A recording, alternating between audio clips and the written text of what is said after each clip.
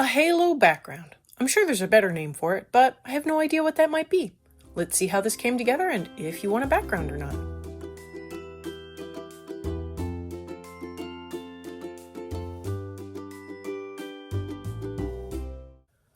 I'm beginning with light phthalo green, and the idea I had in my head didn't initially translate to my hand, so I began filling in the spaces between the grass.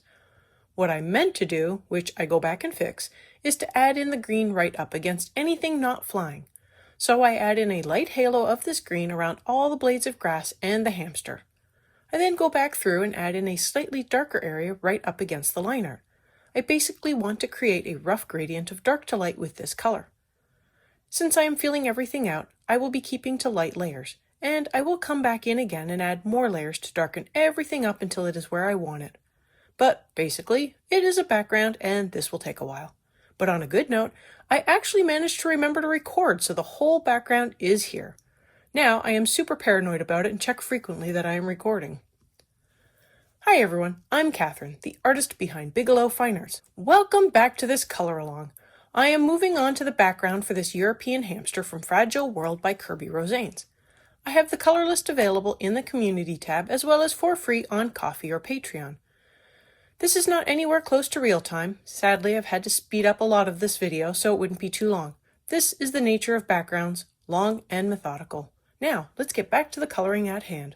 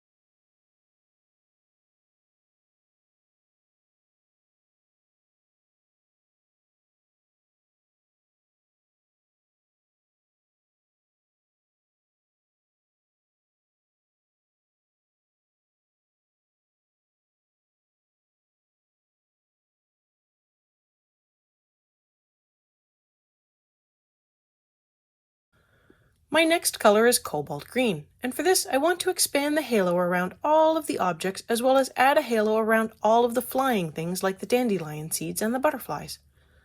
Everything that currently has a halo around it, I keep the cobalt green just out slightly from the darker section, but I blend into the lighter area I left for just this purpose. I also take the color out a little further. I work my way around, carefully adding in halos around all of the flying seeds. I want them to remain bright since they are normally white.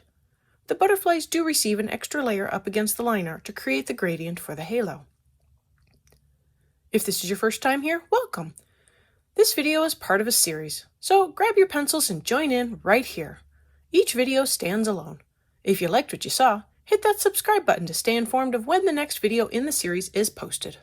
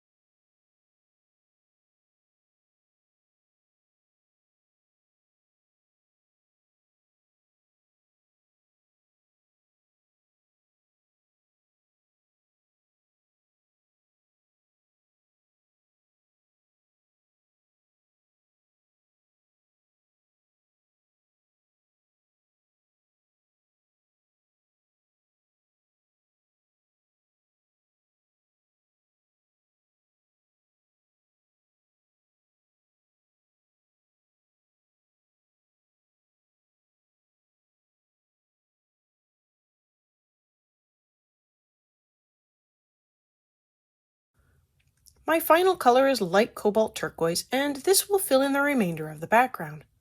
This is another reason for going back through for more layers. At light pressure, these last two colors look very similar. So I will go back through and darken up at least the first two colors and work up the gradients even more to blend into the last lightest color. For now, I am adding in a light layer just to fill in the page.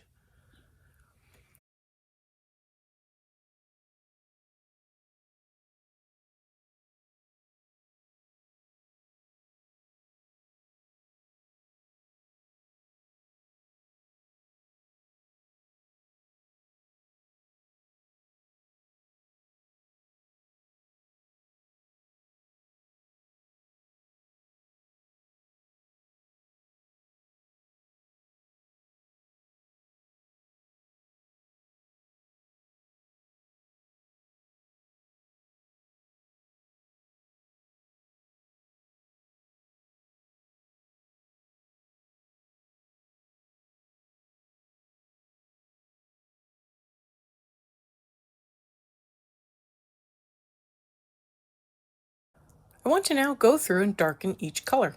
All of my layers are quite light and the paper shows through very well. So I want to go through and add more layers to fill in the paper more, build up the color against the line art to create the halo effect, and work up the gradient so each color blends well into the next color.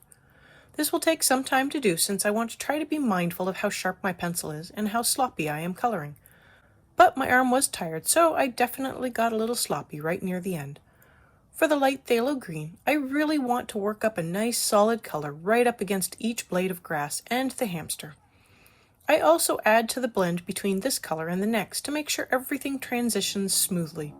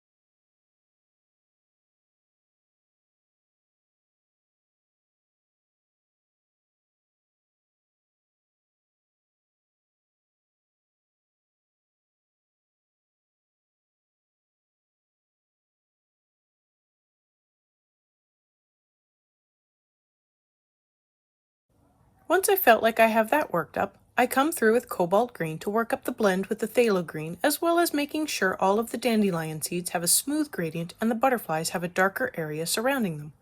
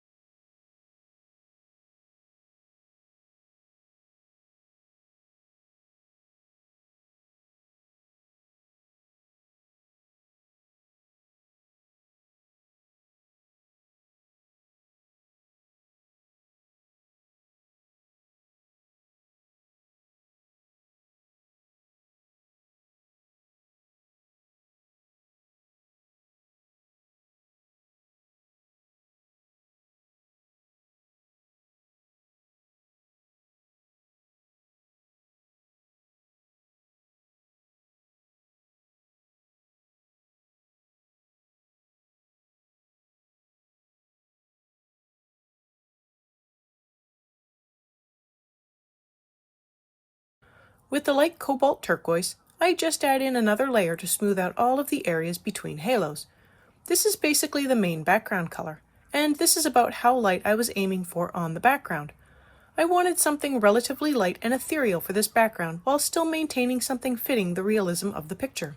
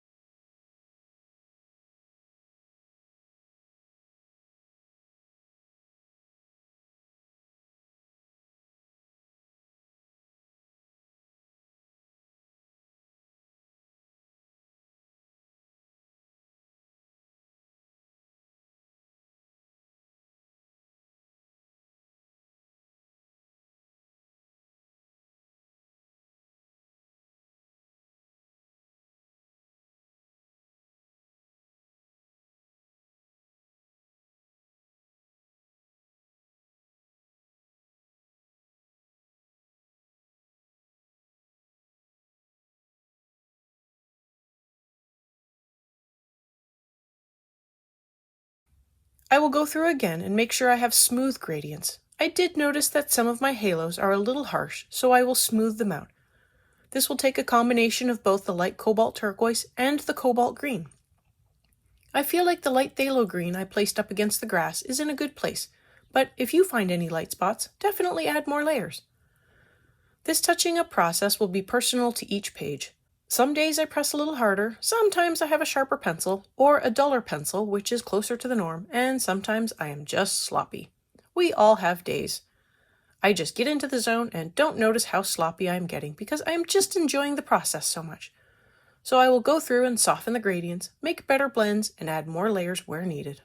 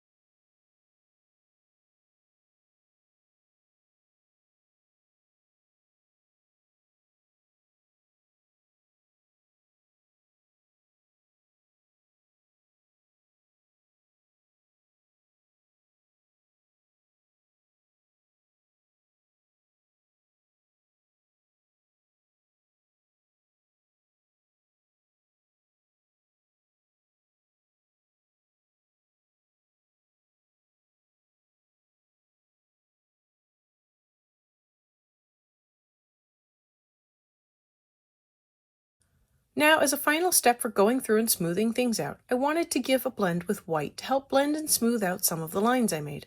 This helps a little, but doesn't change the color. I can see it makes it a little smoother, so it is worth the work of an extra layer without going through and darkening everything up.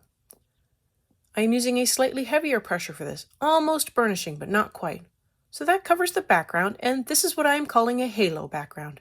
If there's another name for it, let me know in the comments below. I'd love to know.